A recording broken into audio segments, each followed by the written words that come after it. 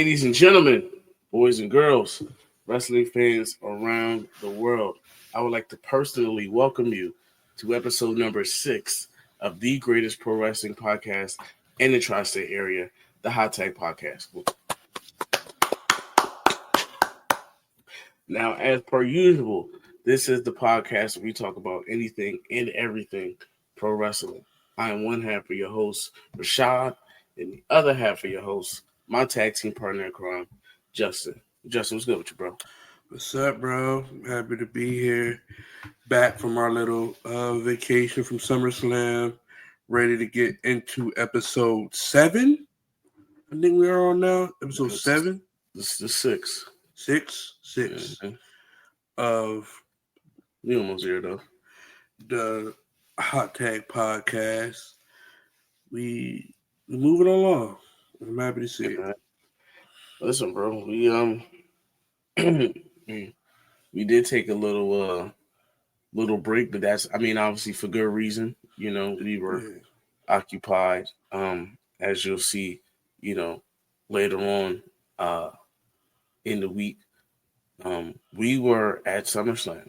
SummerSlam was in New Jersey this year, and we couldn't allow a PLE of this stature to pretty much be in our backyards and not go to it. So we made that trip, man. And let me tell you something. We will not regret anything from that weekend.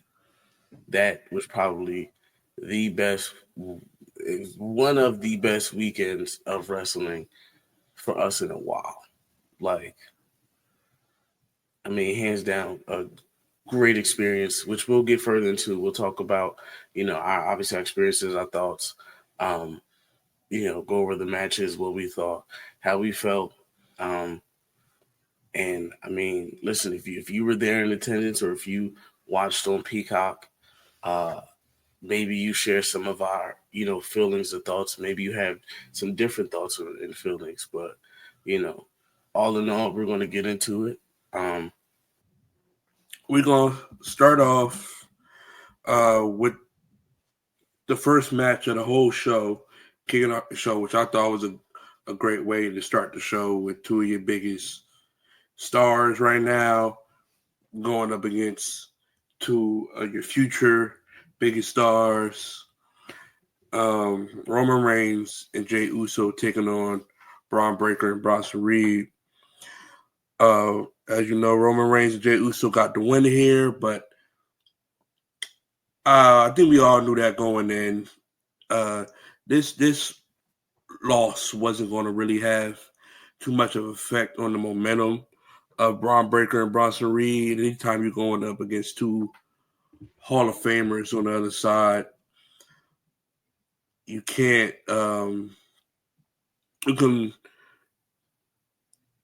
you can't expect too much. Roman and Jey won this match. There's some cool moments in this match where, like, a callback to the Usos where Roman and Jey hit the 1D.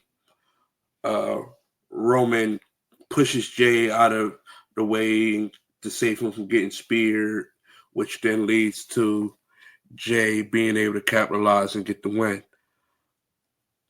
How do you feel about the match? What do you think is coming next for Roman Reigns and Jey Uso?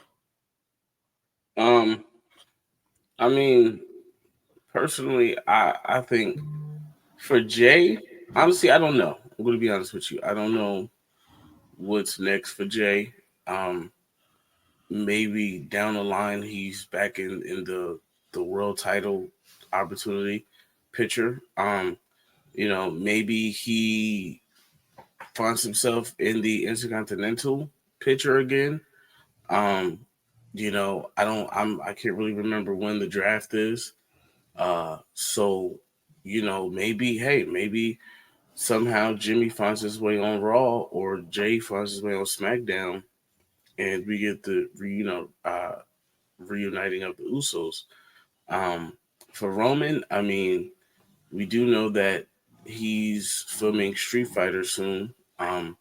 So, we at the time of this, we don't know when he is expected to leave, but I would think for Roman, there's no other picture but the world title picture. Like I don't see him being in any other um like any other place but world title because that's just the type of superstar he is. Like he should be in a world title picture.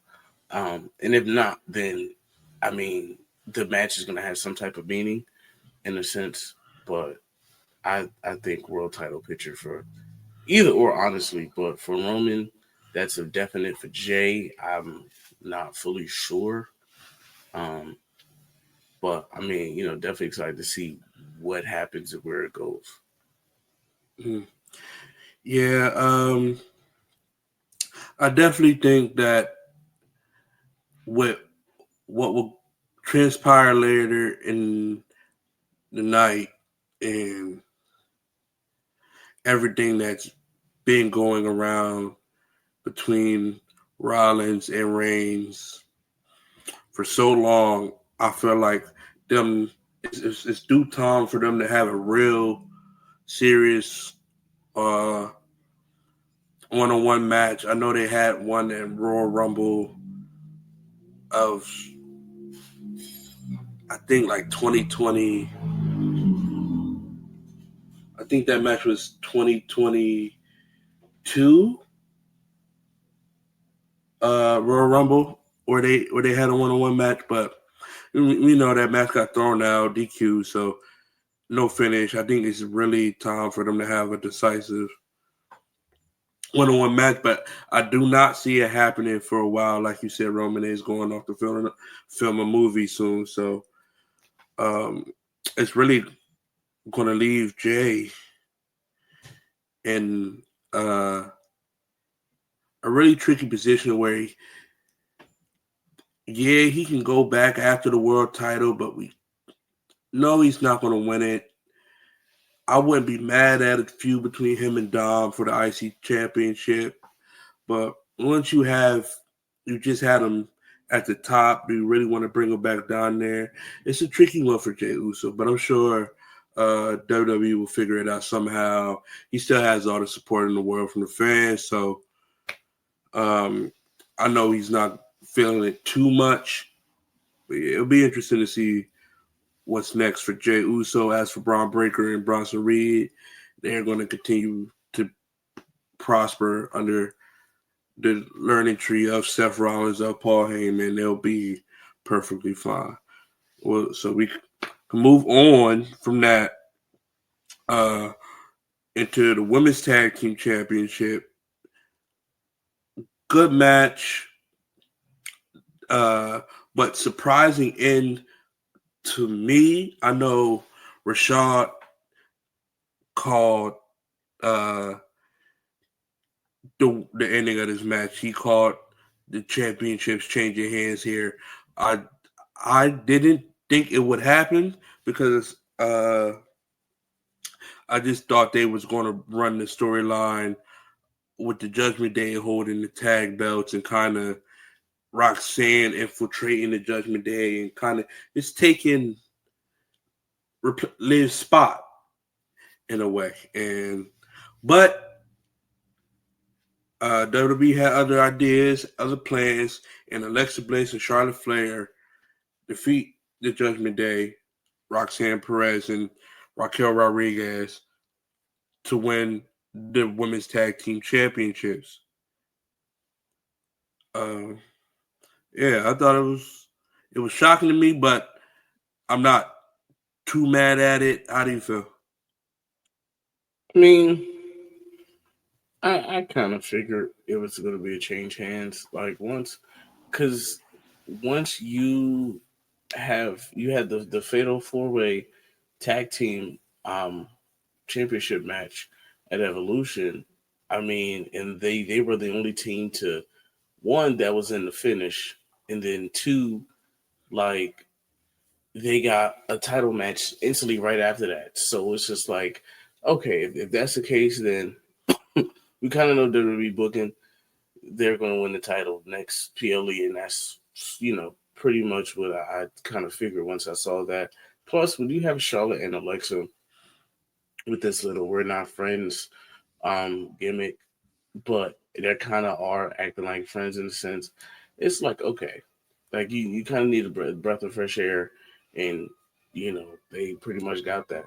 Um, and there's like not a lot of times where you see Charlotte out of a world title picture or some type of title picture, just because like she is one of like the best like women wrestlers on the roster and honestly in the WWE right now. So I mean, why not?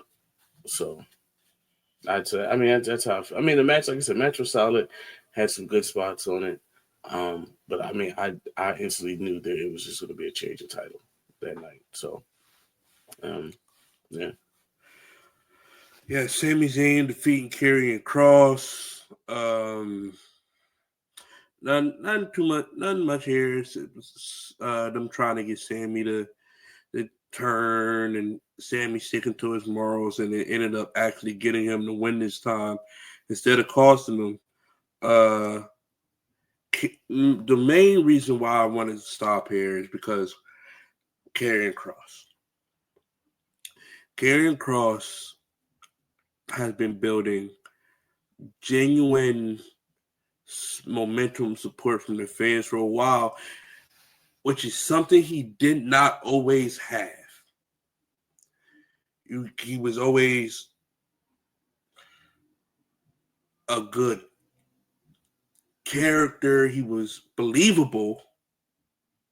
His intensity was believable as a heel, but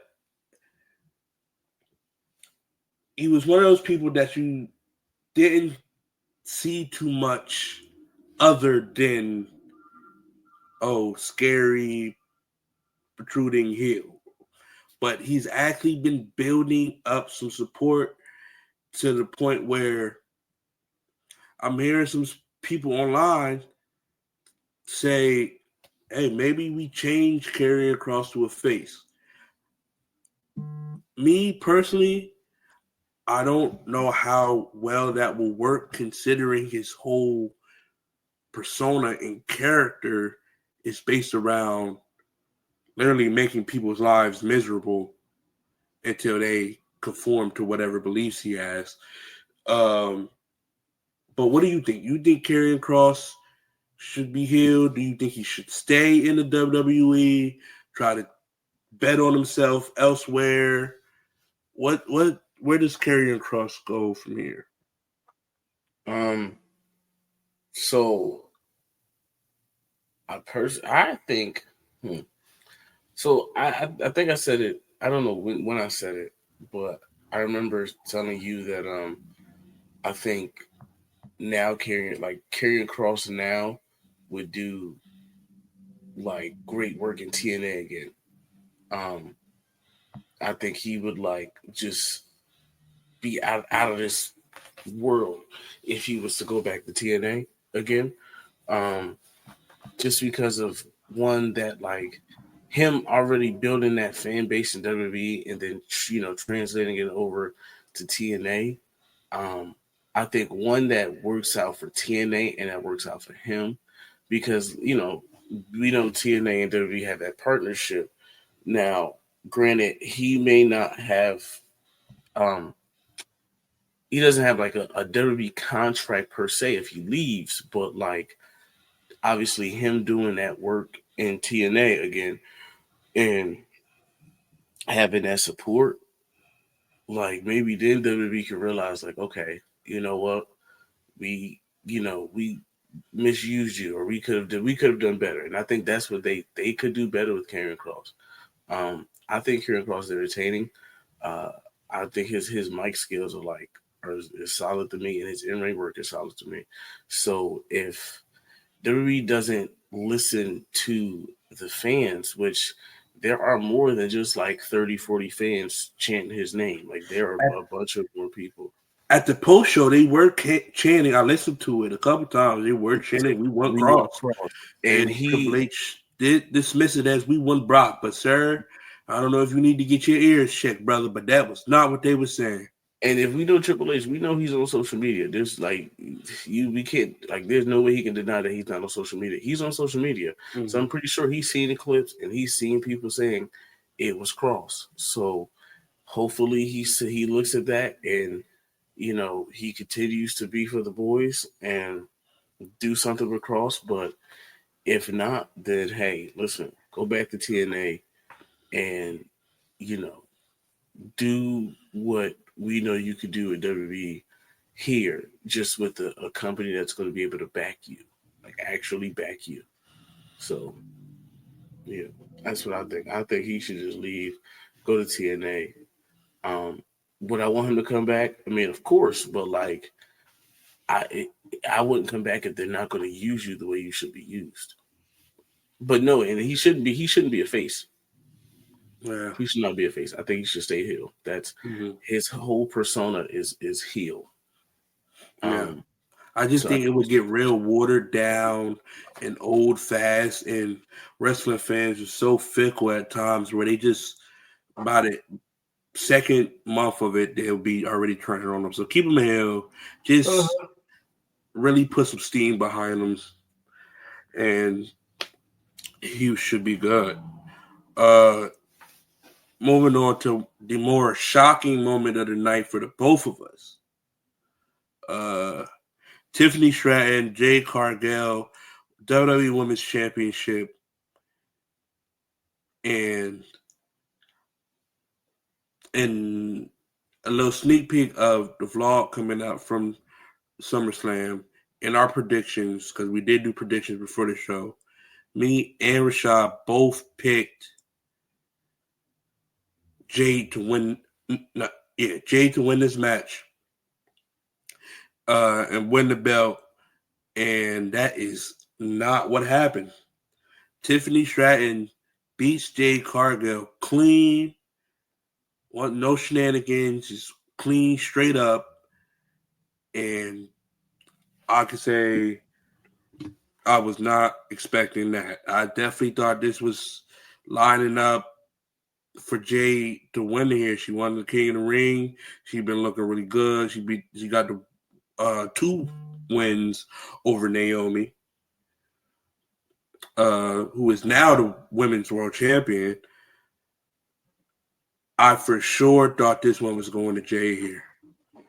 See, and it's not even just us. I think collectively as a stadium, we were like, wow.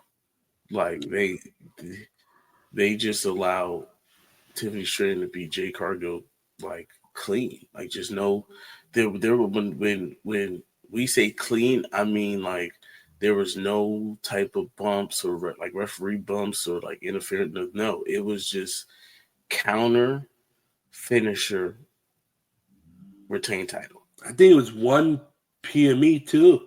Yeah, I don't think she needed more than 1. It was 1. So like I said, so collectively our faces, I don't know if you caught our reaction, but our faces was like, what the fuck? Our reaction is, I think our reaction is in the vlog. To be honest, it just shows how high the WWE and Triple H is on Tiffany Stratton. I remember a while back there was reports of them saying that they really wanted Tiffany Stratton to be the face of one of the faces of their division.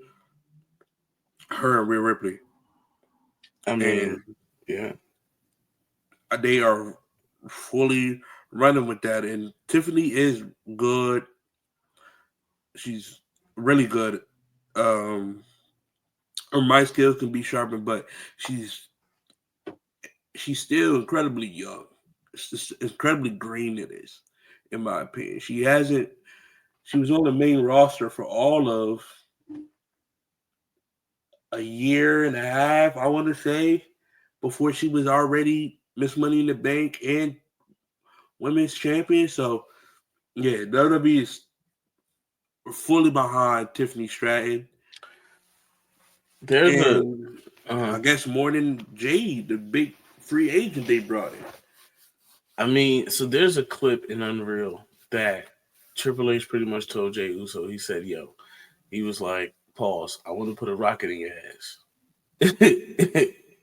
Pause. Triple H said it, not me. Paul Levesque. Whoa, Trips. he said, I want to put a rocket in your ass. And that's apparently what they're doing to Tiffany. They are putting a rocket, and she is up there, liftoff.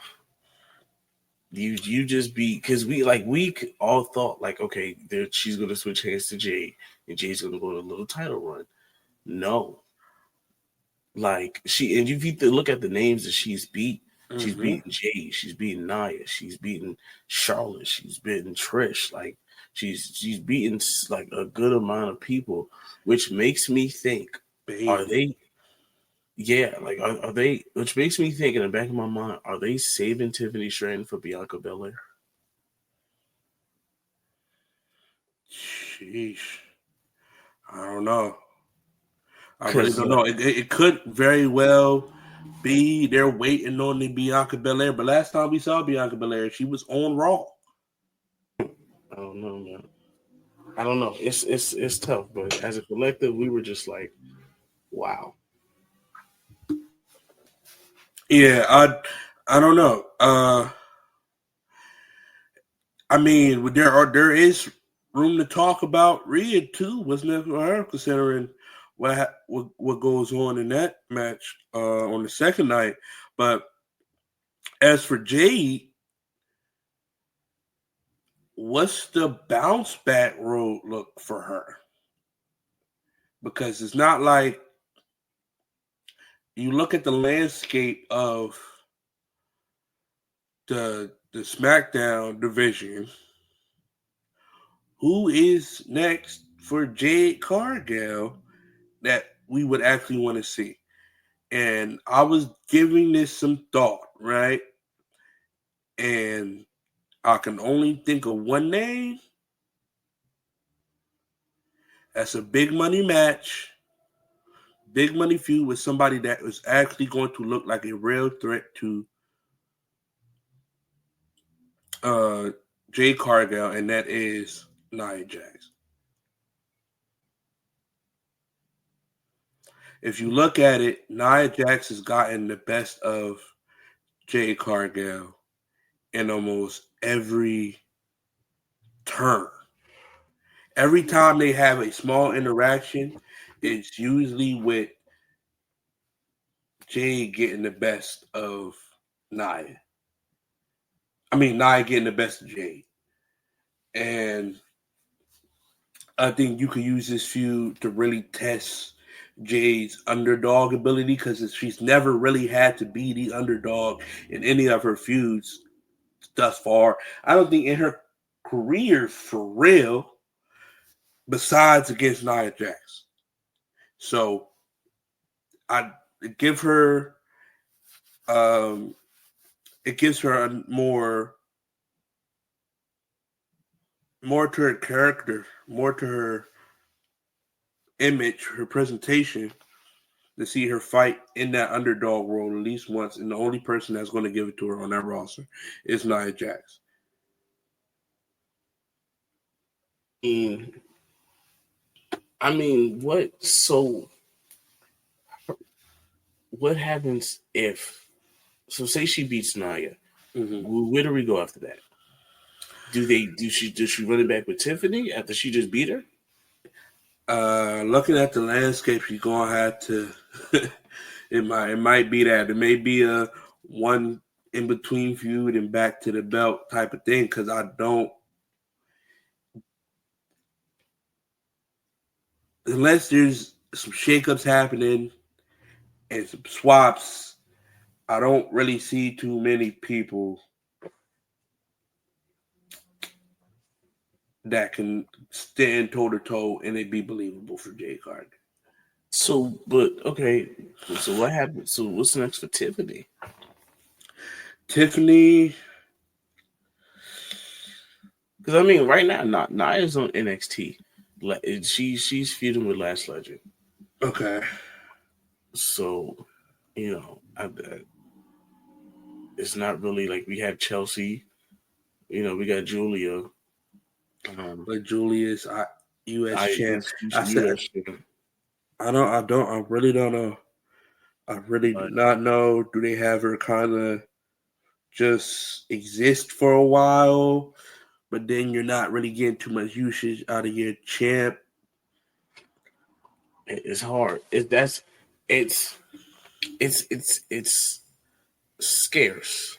I would love for it to be Chelsea, but they haven't built Chelsea up to be a formidable foe for Tiffany Stratton. No, she's lost like 3 matches in a row. Like I love Chelsea, but it just wouldn't Wouldn't make be sense. believable. Yeah, it, It's scarce. It's like the Raw tag team division. It's kind of ugh. yeah, slim pickings for real. But listen, I don't know. They gonna have to figure something out because they didn't push the opportunity to put the belt on Jade. So we'll see. Quick stop over at the Logan Paul, Drew McIntyre versus Randy Orton Jelly Roll match. This match was okay. Logan got his big spot in. Jelly Roll got some offense in. He took a lot though. I will give him credit for that. He took a beating in this match for sure. Randy was the hot tag. He got the he when he got in, of course, everybody was happy to see him get in the match. Drew is always good. But what I found interesting was that Jelly Roll and Randy Orton actually lost this match. And if you know usually how WWE works, if this was any other time, Jelly Roll and Orton most likely would have won this match.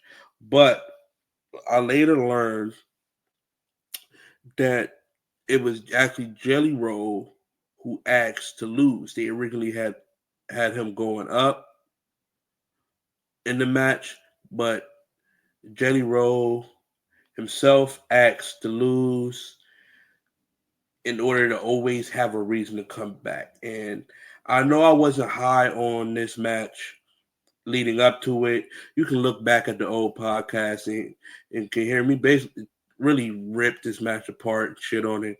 And I just felt that it didn't have a place on this SummerSlam card. And I still feel that way. But if it had to be on there and if Jelly Roll had to be in the match, I will say the man went out there and gave it his all, and having the wherewithal and the hindsight to be like, what if I don't win this match? I shouldn't win this match. Gets a lot of respect out of me. Hey, listen. You know my feelings. You know how I felt about this match. You know how I felt about one particular person in this match. I didn't like it. I feel like it was useless. It was just no reason for it. Yeah. But I will say, I'll give credit where credit is due. Like you said, he took some solid bumps. He Yeah. he took some spots, and I'll give it to him. I'm Mm-hmm. not gonna lie, that splash on the announce table, I thought that was it. I'm like, all right, he packed up, it's over. You did your big one, but my man's had the Hulk Hogan fist going, and he came up, you feel me, and he had his little comeback going, and hey, shout out to him. But I it took a lot. It took a lot for me to really give that match the credit it deserved until I actually watched it, and I'm like, all right, I shouldn't have prejudged, you know. Um, But I mean, wasn't expecting that ending either.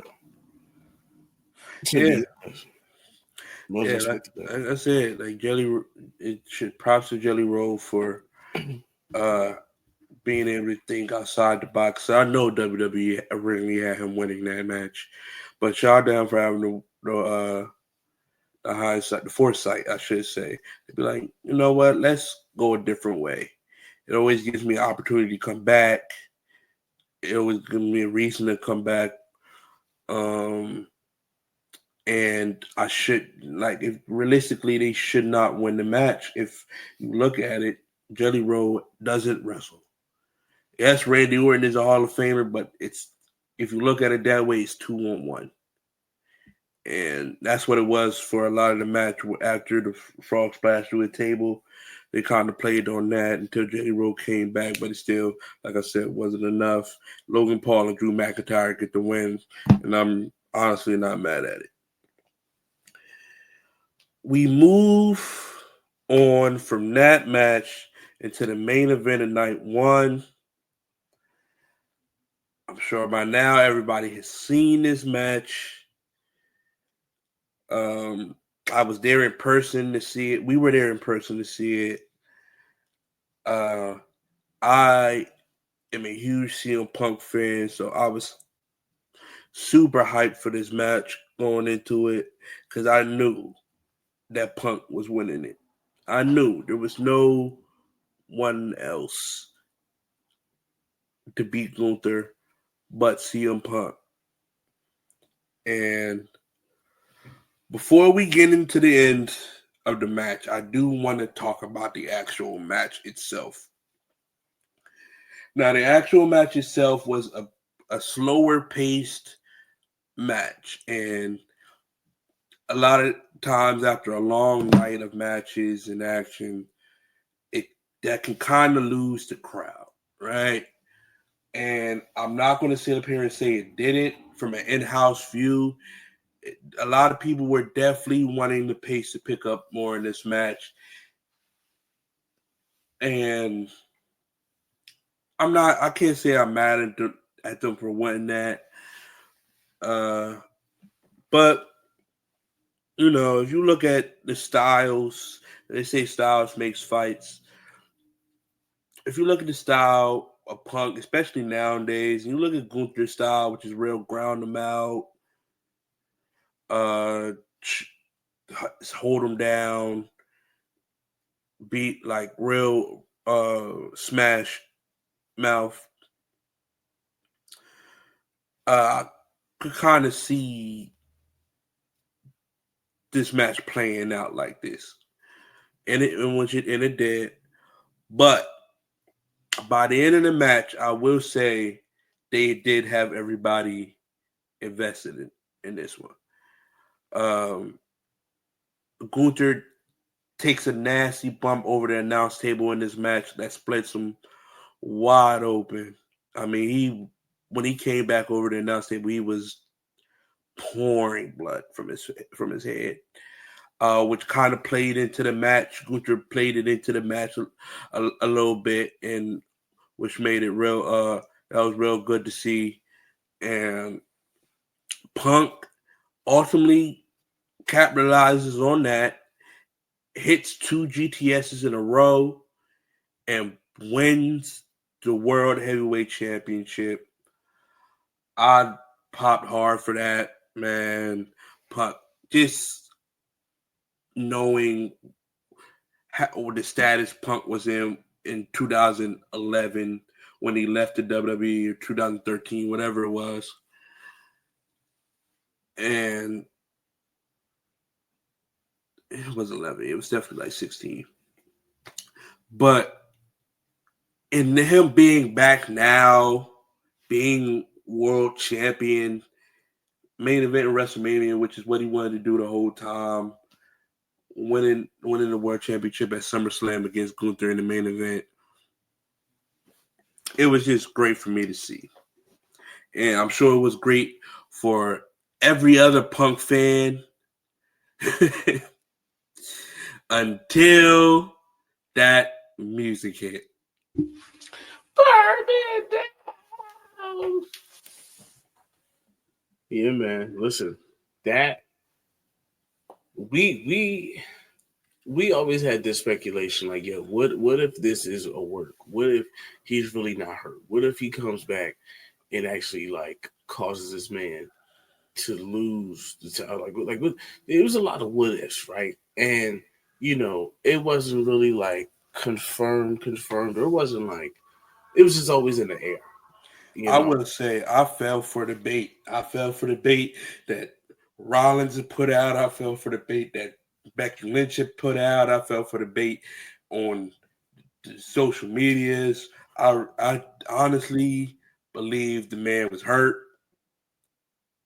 Yeah, I mean, it definitely seemed like it, But of course, that music hits, and he comes out, dressed. Several, he's dressed to the nines, man. He comes out with Paul Heyman. Paul Heyman has a briefcase in arms. He's looking at the ring and he's looking down at CM Punk, and he's just letting CM Punk, know, like, listen, you may be champion, but I still got this contract, and I got time to cash this contract in, right? Yeah, he's on crutches. He's on the crutches, by the way, with the leg brace. Yes, with the leg brace, and he's just nodding his head, and he's walking back, just putting his head down, and all of a sudden he stops. He takes a pause, and by the graces of everything that's made, puts his head up. He drops the crutches. Perfect timing with the burn it down too. With the burn it down, and the crowd goes ridiculous. I mean, it was a nasty pop when he came out, but it was even a bigger pop when he dropped the crutches, turned around, took the brace off, grabbed the contract, ripped the jacket off, and ran down. Like the reaction, you'll hear it in the podcast, in the vlog for sure. But man, we all know I'm also a Seth Rollins fan, and bruh, that I lost my mind. I lost my mind. I lost my voice for a second. Bruh, heart was beating fast when I saw that man running down to the ring. I could not believe it. Honestly, I could not believe it. Seth slides into the ring, lays Punk out with the briefcase, gets to the ref, cashes it in, stomps him, pins him 1, 2, 3, and Seth Rollins is the new World Heavyweight Championship. Maybe I want to say 2 minutes, if anything, after Punk just won it. Just further solidifying his claim that Punk would never be world champion as long as Seth Rollins had anything to say about it. It was the whole ending of it was beautiful. If you watch the Peacock version, if you weren't in the building, they got a real great shot of Punk holding the belt when he won it, and then they zoom in on his face, and right as the burn it down hits, his face just overcome with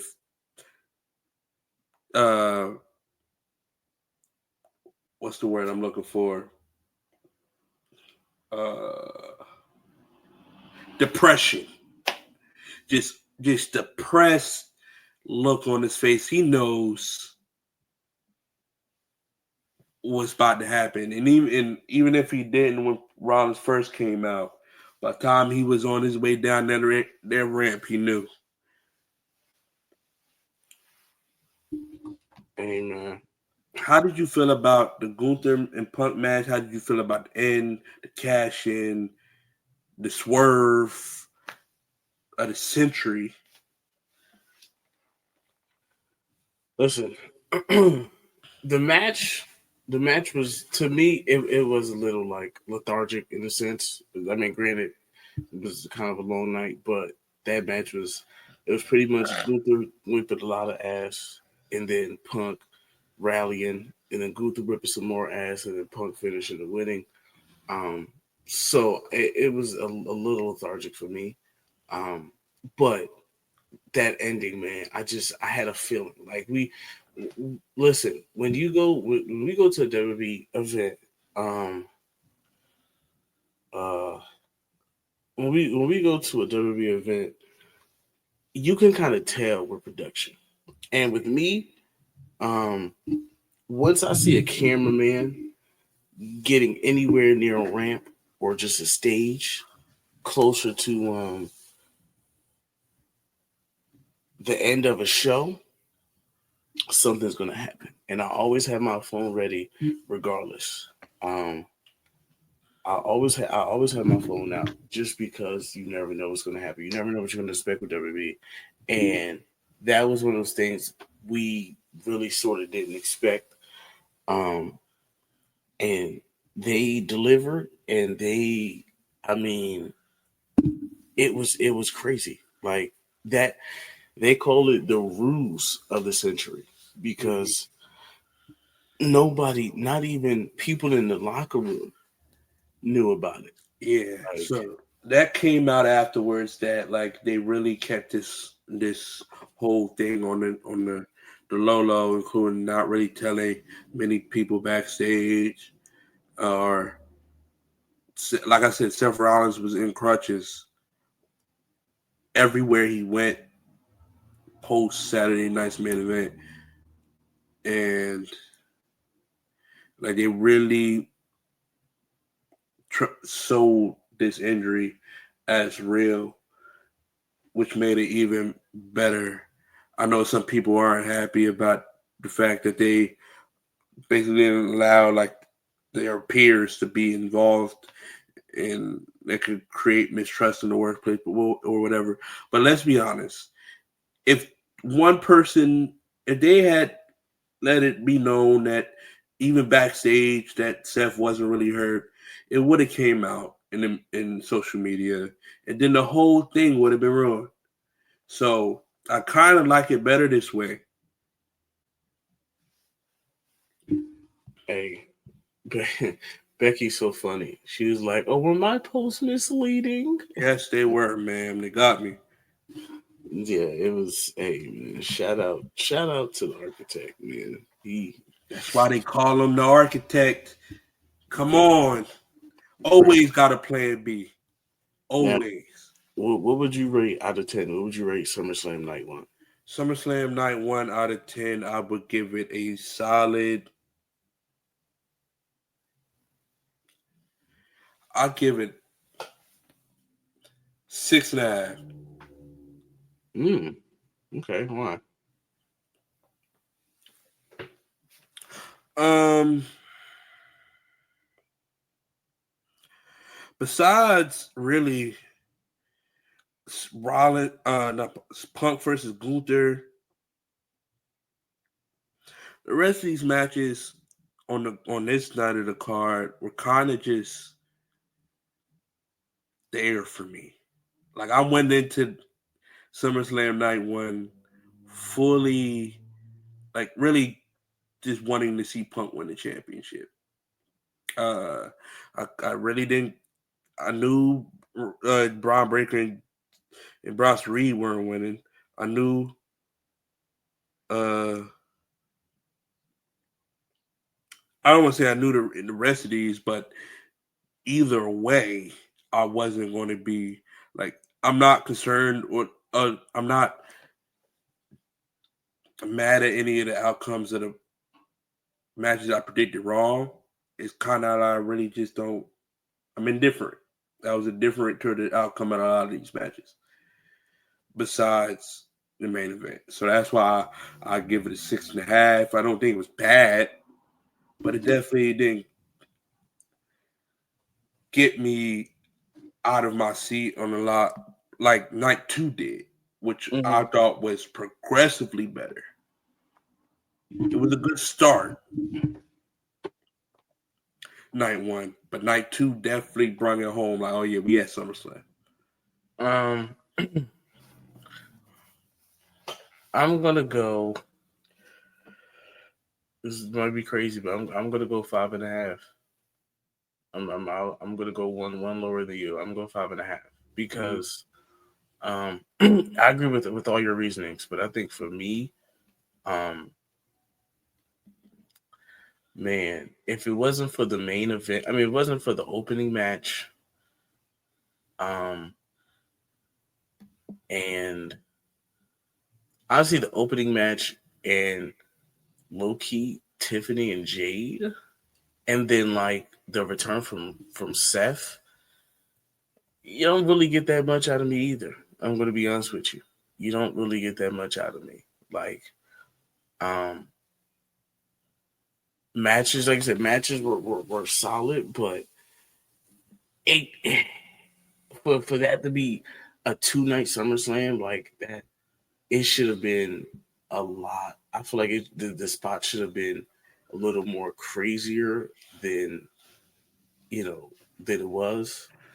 I just I was there. Like some of those matches, like okay, for example, the Drew Logan Jelly Roll Randy match. Like I was there, but I wasn't really there until like unless it was like maybe 4 or 5 spots I was there, and then it was just like okay, I'm watching the match, but like I'm not there. Here's my point. I feel like Tiffany versus Jade got 7 minutes. That match was 7 minutes long. And I'm not gonna lie, I was there for that match. I was locked in. Right? But Jelly Roll and Randy Orton, Logan, Drew McIntyre felt like it was 10, 15. Yeah. You swap those and the show was already better. I think so too. I feel like we could have got way more Tiffany and Jade. That match ended way quicker than we wanted to. You needed to force this Sami Zayn Karrion Kross match on there for some reason, which was 5 minutes. That could have been thrown somewhere else. That could have been a pre-show match to me. You get what I'm saying? Like that could have been smooth a pre-show match. We didn't need that to be on the main card. Just I don't know. The match placing of night one really brought it down. But they saved the bangers for night two for sure. Yeah, which I think so. Yeah. Which I mean, when we get to night two, we start off with a banger. And start straight off with a banger. The 6 that's the 6 tag team match. That didn't start off the show. It is the triple threat start off the show. Oh, it did. Oh, you're right. Because the first thing you hear once Triple H introduces night two is this my brutality. You're right. The triple threat, even then, like that. But that was a good match to start off with too. A great match to start off this show. A great way to start it off, especially with Rhea, who's going to evoke that reaction from the crowd every time. Mm-hmm. She's going to evoke that reaction. Her music hit, "This is my brutality," and we are already off hot. First off, like I don't, and we'll talk about this in night two, but yo, the visuals of the entrances, I mean, shout out to the production team with that too. Rhea came out, she had purple smoke. She had purple smoke coming out. Like, I mean, the stage. If you saw the stage design, like I'm pretty sure on TV you probably didn't see the full thing, but in person, man, shout out to that was solid. Her entrance definitely had a lot of aura with it. EO, you gotta love EO. I really like her entrance and the presentation of her setup too. Naomi's entrance was dope. I just am now finding out that the person walking her out with the guitar was her father, which is super dope for her. Dope moment for her. Great Great triple threat match by all three of these ladies. They smoked it. Naomi comes out on top after I think EO had hit Rhea with a over the moonsault, and Naomi came in, threw her out the ring, and took the pin and stole the win. Yeah, great match, great finish. I think I was going for Rhea Ripley to win this match, but I'm not mad at Naomi. I'm with Naomi. I said, that's what everybody perceive with caution. Yeah, definitely not mad at the Naomi win. I was just hoping for a great match, and that's exactly what I got. Now, from there is what we get into the match you was just talking about. The six pack. Yeah, the 6-pack TLC match. Brother. I see the look on your face. You can start this one off. I mean, like, so obviously we have the Street Profits, we have Fraxium, we have DIY, we have Motor City Machine Guns, we have Andrade and Ray Phoenix, and we have the tag team champions themselves, the Y6, Dexter Lumis, Joe Gacy. All right, listen, we start off going straight at the Whites. We said, fuck what y'all talk about. We go straight at y'all, right? They get the scrap and everybody jumping. I mean, it's crazy. The spots in this match were chef's kiss. There was some crazy draws in this match. You want to talk about action to action? I don't think there was a dull moment in this match at all. Like, there were so many moments where there were people on their feet. Like, this match gave off car crash. It was definitely car crash from the jump. As you said, the spots were crazy. There was a 4-sided dive with a Johnny Gargano's one final beat. Dexter Lumis through the table. Dexter Lumis leg drop through the table. Ray Phoenix splash through the table on the other side. And then a Spanish fly from Axiom with Angelo Dawkins through a table on the outside, and I swear they floated in midair. Bro, like that. Seeing that live was like, man, this match is already off the hook. Like, yeah, you had like we called out external parties getting involved. Eric Rowan got involved. Candice LeRae took probably the craziest bump of the whole match. Literally. Through a ladder, off a ladder. Which was crazy. So nasty. B-Fab and Nikki Cross. Uncle Howdy gets involved.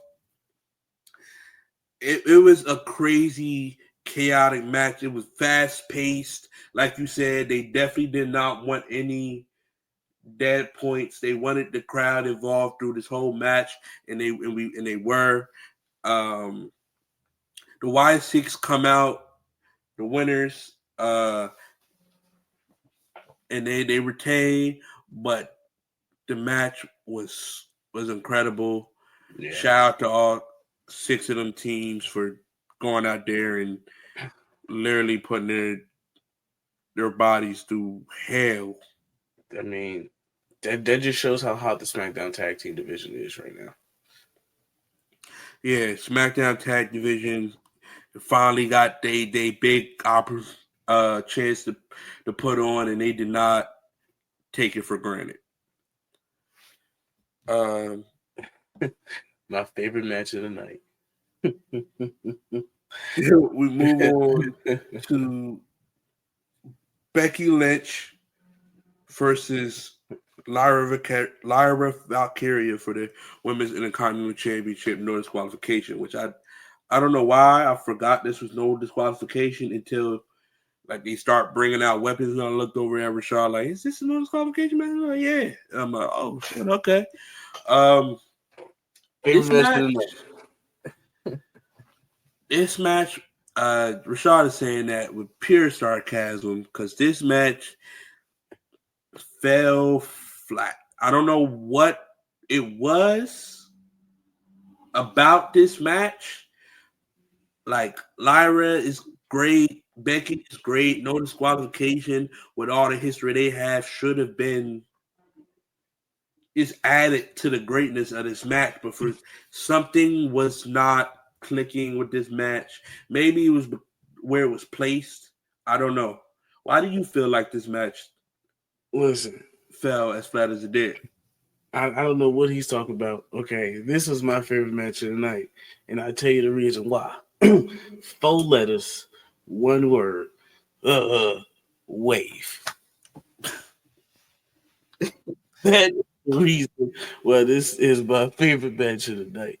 Because one thing about WWE fans, they do not care. Okay.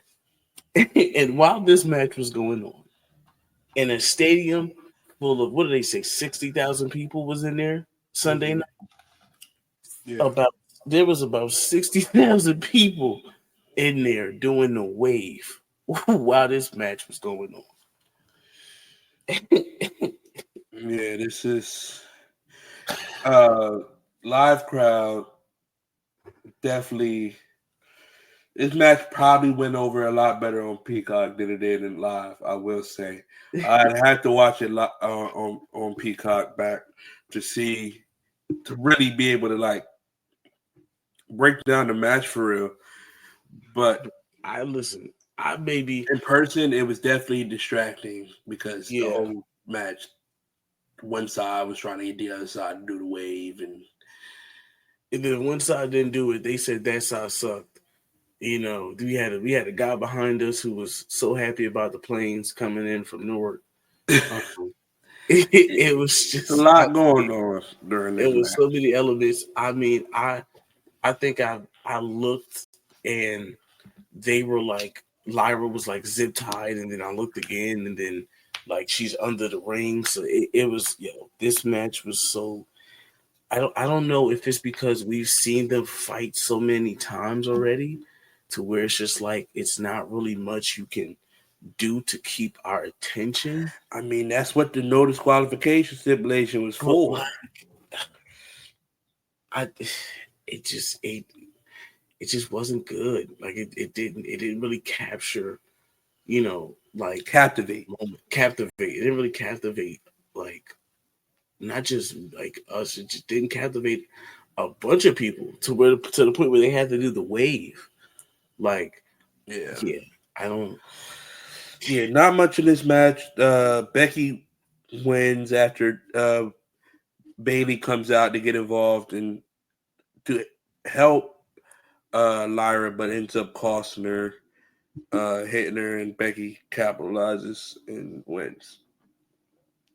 We'll move on to the next match, which was the United States Championship match, inside steel cage. Solo Sikoa versus Jacob Fatu. Not a bad match. This match was solid. Jacob was really on the offense here, yeah. Which, as he should be, like, he hasn't been able to get the solo because of the MFTs. Now you got the steel cage. Now you can get the solo. But of course, the MFTs still make their presence known.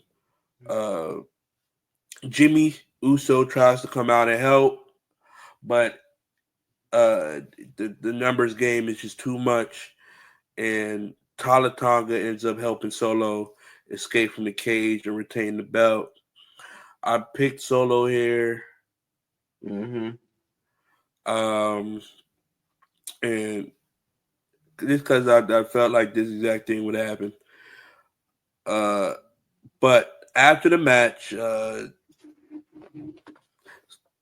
JC Mateo and Tongaloa get trapped in the cage with Jacob Fatu as Solo is making his escape. and Jacob Fatu has his moment. He climbs to the top of the cage and does a moonsault off the cage onto JC and Tungaloa. Crazy spot, crazy. Jacob Fatu is a crazy man for even attempting that. That is nuts.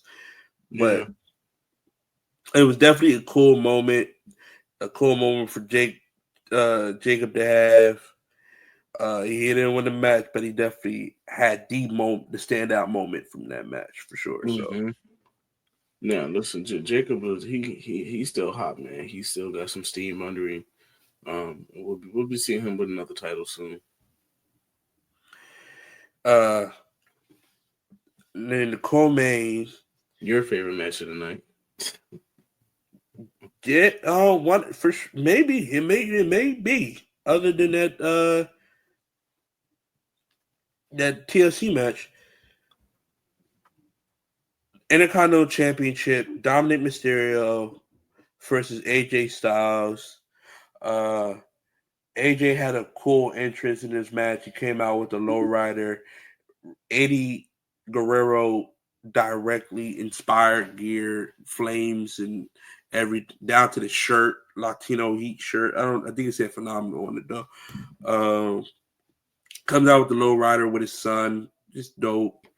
Great match. AJ is the phenomenal one. So that adjective just describes his whole style. Like, he is the phenomenal one. He's one of the greatest of all time in the ring. Dom is young GOAT. He's killing it. He's got heel work like someone way before him, or like, to be as young as he is and to have the heel work he has. His heel work precedes generations. Like, and it showed in the finish. Dominic in this match was put in the calf crusher by AJ. He got out of it, zipped down the boot. Great. To lure AJ in to hit another calf crusher. And like I said, he zipped down the boot. So when AJ was torquing on the calf crusher, his boot comes off. Dom slips out of the hold. A call back to Eddie in his matches with Kurt Angle. Dominic uses the boot and wins the match. At one point, they did another Eddie spot with the steel chair, faking the steel chair shot, and AJ puts it on his head. He drops down, and the ref is kind of like, yo, what happened here? Just a great match, storytelling-wise, chemistry-wise. Real fun, a fun match. And Dominic picks up the win, and he's still Intercontinental Champion, which I love to see. Yeah, man, this match was definitely a big ode to Eddie, Eddie and Ray. I mean, the build-up has been phenomenal for this match, so this is a very entertaining match. No pun intended. I mean, this was a solid match to me. I know Dirty Dom is your boy. So I wasn't skeptical. I was just surprised that would be the co-main. But it it proved its worth. It did what it needed to do. And like I said, I think this match was fire. The crowd is still behind Dom. Yeah. Yeah. Crowd is still behind Dom. AJ is AJ Styles. He didn't need to win this match. He's still going to be okay. And I do feel like he is going to end up beating Dom for the belt. I just don't think it's SummerSlam. It was I didn't think it was going to be a SummerSlam, and it wasn't. Just to backtrack, I think Jacob Fatu. What is next for Jacob Fatu? Does he continue to be for Solo? I mean, the only way he gets the upper hand on Solo is if he has some more backup other than Jimmy Uso, um, which we don't know. I mean, there, like I said, listen, there is a Sam's Club worth of Samoans out there. Yeah, there could be help coming for the small werewolf at any time. Like there's so many people that could be lurking in the shadows that you don't know that could help. But if you don't have any help, I think, listen, bro, you just kind of take a step back, go somewhere else. The time will come. You'll get your United States Championship back, and it'll be that. All right, we'll move into the final match of the night, of the weekend. Undisputed WWE Championship. Cody Rhodes versus John Cena. And I'll let you start off this match. How did you feel about it? Listen, this was a highlight for not only me, but just all John Cena fans around the world. I mean, obviously, of course, Cody comes out. They have they start off with a promo from Dusty Rhodes, talking about the chase and pretty much, you know, uh, talking about change and everything. And Cody comes out with the mask. Uh,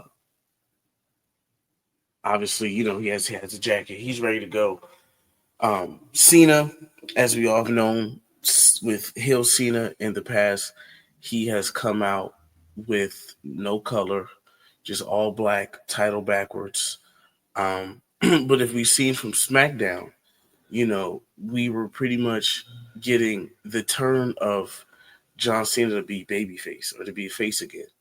And by God, if it didn't get any louder when John Cena's music hit, and as soon as it got to the start of the theme song, when those colors hit the stage, that place went. It like if there was, what Triple H said it best. He said if there was a roof on top of the stadium, it would have got blown out or blown away. And it happened twice. But this was one of those times where the whole entire crowd went crazy. As soon as those colors popped up and he ran out, he was talking to Stu. He had the title on the right way.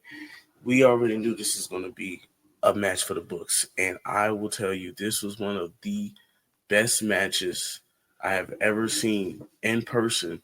And I think one of the best matches of John's career, honestly, especially at his run right now.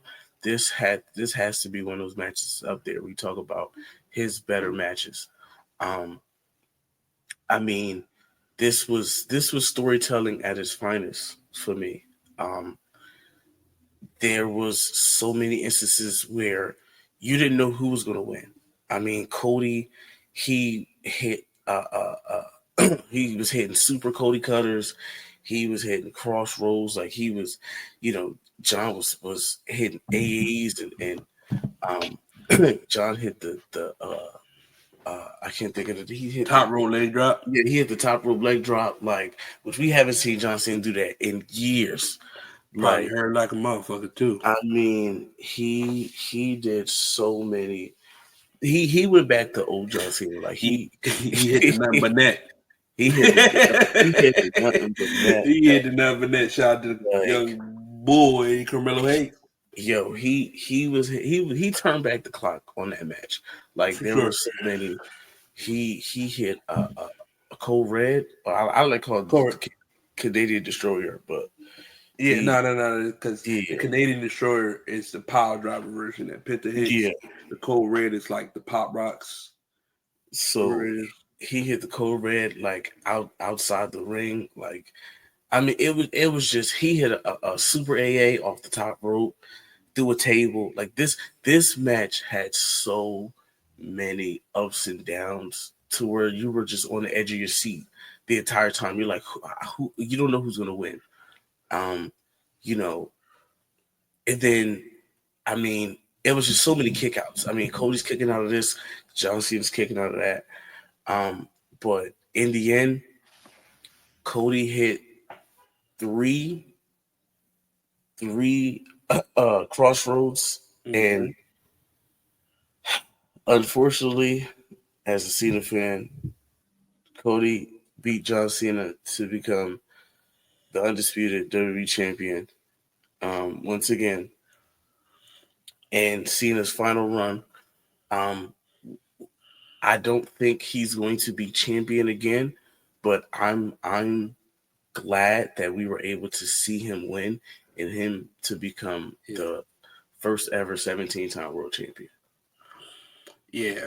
I'm not going to lie and say I predicted this win from Cody. I honestly picked against him. I can't lie to you. But as a Cody guy, seeing him get this win was big. It's one of his biggest wins, if not his biggest win of his career. No, like the one over Roman at Mania was big, but this one was unexpected. No one thought he could do it, and he did it. I know a lot of the Cena fans are not going to be happy, or not happy about this. Me, hey, I rock with it. I like Cody. I think his first run with the belt was underrated. I'm looking forward to what he can do with this next one. I don't really know how well this one is going to go over, considering the fact that he's also leaving to go film Street Fighter soon. But yeah, I'm with it. As for Cena goes, Cena's the GOAT. I'm not here to say anything else than that. He's the GOAT. Seeing him hold the championship one last time was dope to see.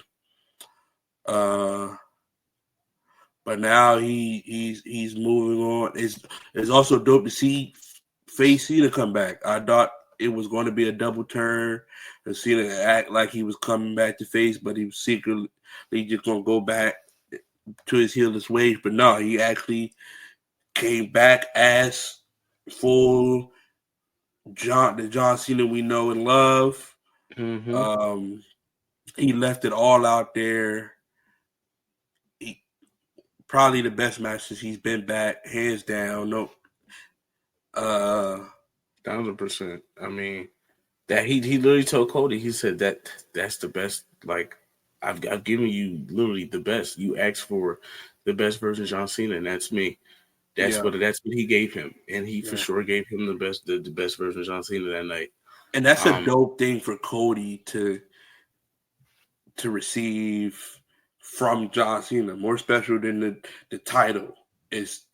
I gave you the best of me for probably what's going to be my final time, and that was huge for Cody.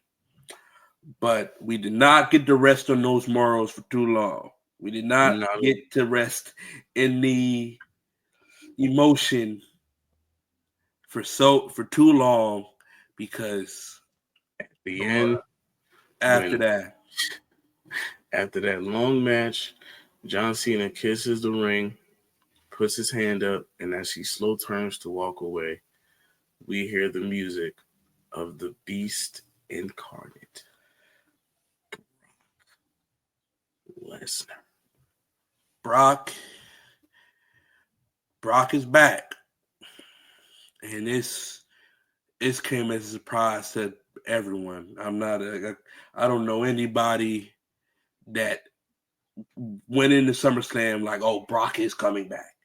No, but I will say, There was a moment in time during that night where I just had the simple thought. I just looked over to Justin. I said, what if, because a lot of people were thinking, oh, The Rock's going to come back, right? It's going to be The Rock. I said, what if somehow, some way, we hear the music of Dune and Dune and Dune? You had a thought. I had a thought. But nobody nobody predicted it. Of course not. Predicted nor could confirm that Brock would be back, especially with everything Brock had going on outside of the WWE. But for him to be back, definitely, it was a return that blew the roof off the place for sure. You'll see that reaction in the vlog as well. Quickly, just to talk about the reaction to Brock being back. Because once we let the dust settle on the return in the moment and how big it was, there has been some mixed reactions with Brock being back. Some people are not a fan of it because of, like I said, the things Brock had gotten himself into outside of the WWE. Some are willing to, I guess, let it go. Let's not everyone is so quick to do that. As to the people who are not a fan of Brock coming back, I cannot say they are wrong in how they feel. They are completely justified in how they feel, because we're not going to act like what Brock was accused of doing is okay. That's what we cannot do. Is act like it was okay. But what I do want to say is I feel like WWE will one, vet this whole process and handle it with respect for the women in the company. If there is any woman feeling uncomfortable, if it really is internally, I'm sure WWE would handle that with respect.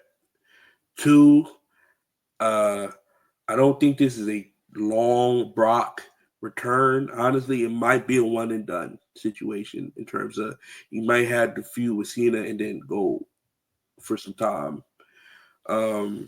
Probably maybe till next SummerSlam, which is in Minneapolis. Yeah, it's a sensitive. It's a sensitive. It's a sensitive subject that I'm not going to get into all the legalities of the whole situation. We're not going to do that here on this podcast. Maybe because we want to keep this wrestling. But I will say there is nobody who draws bigger business for the WWE other than Brock Lesnar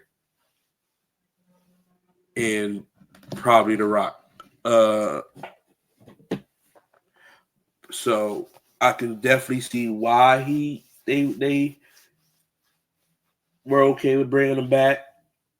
You find out that Cena kind of wanted Brock back, and if you're going to give Cena his retirement tour, you kind of got to give him what he wants. If he wants Brock, then the WWE made that happen for him, for what he wanted.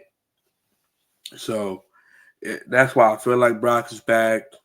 Like I said, I don't feel like it will be a long thing, but how do you feel about Brock Lesnar's return? I think it definitely took a lot for Brock to come back not only his side but WWE and TKO as well. So I feel like this was probably a lot in the making in a sense, but at the same time there was like no words or rumors of it, just because obviously of the um, subject at hand. Um, from a wrestling standpoint, I think this is beautiful. I think you can't have a John Cena, career um, on its last legs and not include someone like Brock Lesnar, who has, pretty much been a thorn in Cena's side for a long time. So, like, honestly, Cena and Brock date back a hell of a long ways. A long ways. Cena and Brock have some history. They entered the bid. They entered OVW together. Cena really got his breakout feud with Brock early in 2002, 3, whatever that was. Brock came back to the WWE after a long time to fight Cena. It's a long storied history and respect that these two have for each other.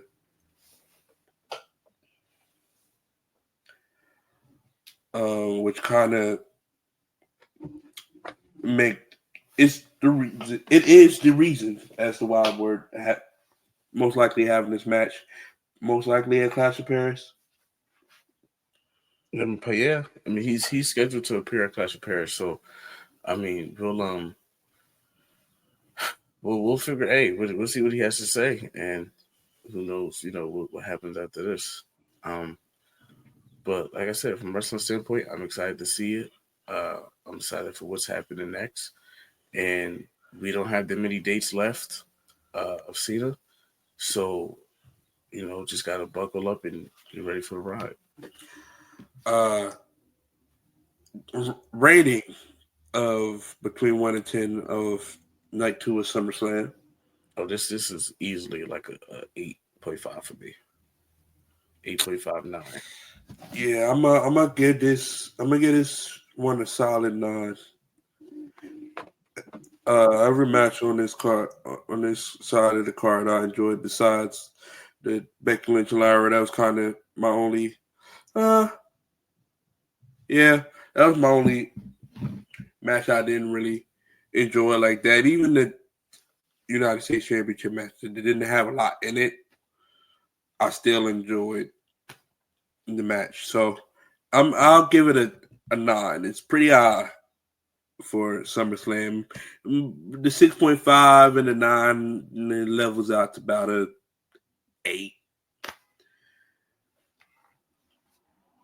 All around. Overall. Yeah, that's pretty solid for both nights.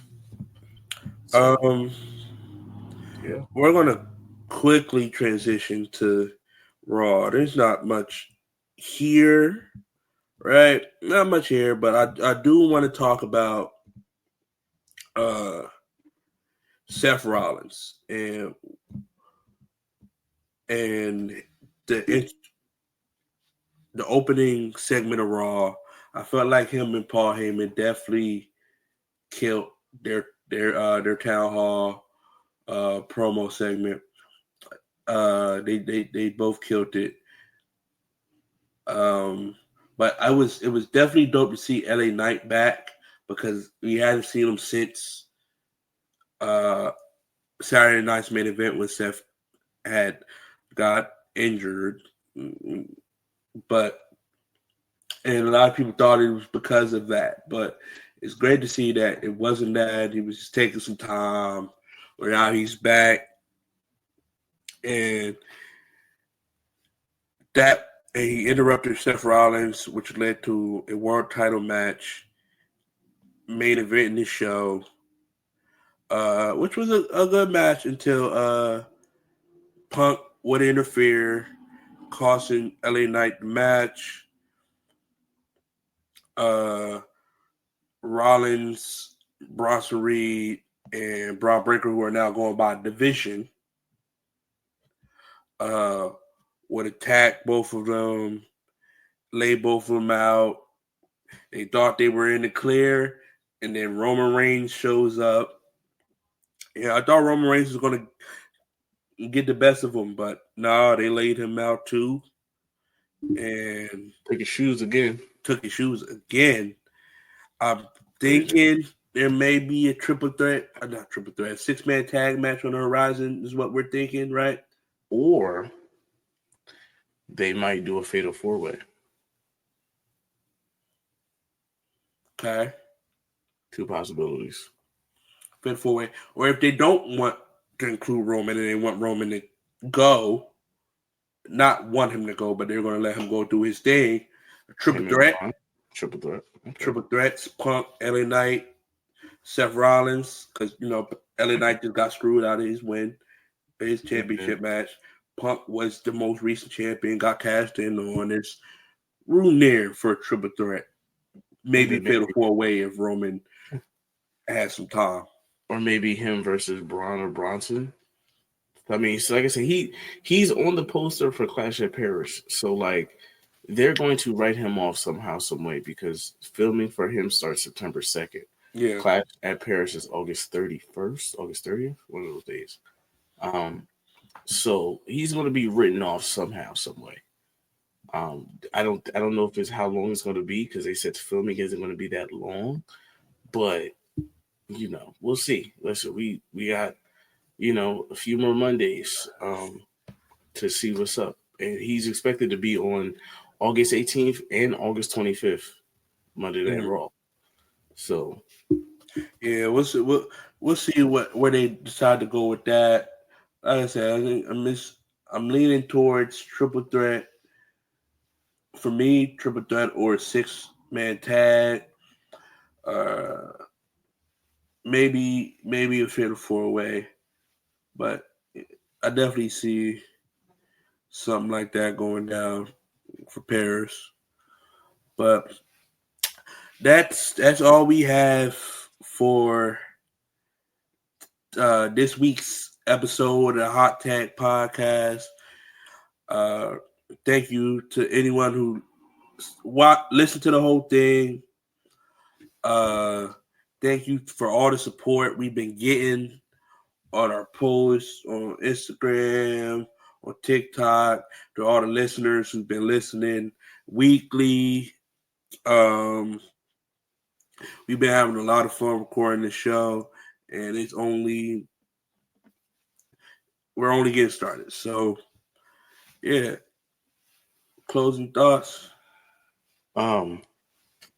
Overall, I mean, SummerSlam was one for the books. I think that weekend, from going to American Dream for the Superstore, being able to see the meet and greets and the photo ops, and to go into MetLife and being in that atmosphere, I can tell you it's nothing like being a wrestling fan. Like it's one of those things that like you don't really think about a lot, but it's so much. Like it comes with so many perks, and it's unpredictable. You never know what's going to happen. Yeah. I would 1,000% do it again. I would go back to, if SummerSlam was tomorrow, it's Sunday, I'd drive back to MetLife. Right. It was definitely a great weekend. But let me tell you, as a wrestling fan, the hits do not stop for this month. There is a lot more coming up. If you're a wrestling fan, you got Triple Mania coming up. That's a AAA show. It's going to be streamed on WWE's YouTube. That's going to be a crazy one. You got, like I said, Clash of Paris at the end of the month for the WWE. AEW has its Forbidden Door pay-per-view, which is always one of their better pay-per-views, coming up soon. Yeah, it's a big month for wrestling, a good month for wrestling. I'm excited. We kicked the month off hot with SummerSlam. Great start to the month, and I'm ready for some more. Amen. So, like we said, this is episode 6 of the Hot Take Podcast, man. We appreciate everybody listening. make sure y'all like follow us on Instagram, follow us on TikTok. We'll be posting some more clips from our SummerSlam. The vlog will be up soon. You have any update by for that? Saturday? But vlog Okay, be up by Saturday. So when this episode is out, the vlog should be out. It will be out. So make sure y'all tap in. All our links will be in the description. Make sure y'all comment, like, subscribe, follow us. You know, if there's anything you guys want us to talk about, anything you guys want to see, or want us to just discuss on, please let us know. We're up for all and any ideas, man. We just appreciate the support, and we thank y'all again, man. Hot Tag is just getting started, bro. So we'll see you on the next one. Peace. Hey.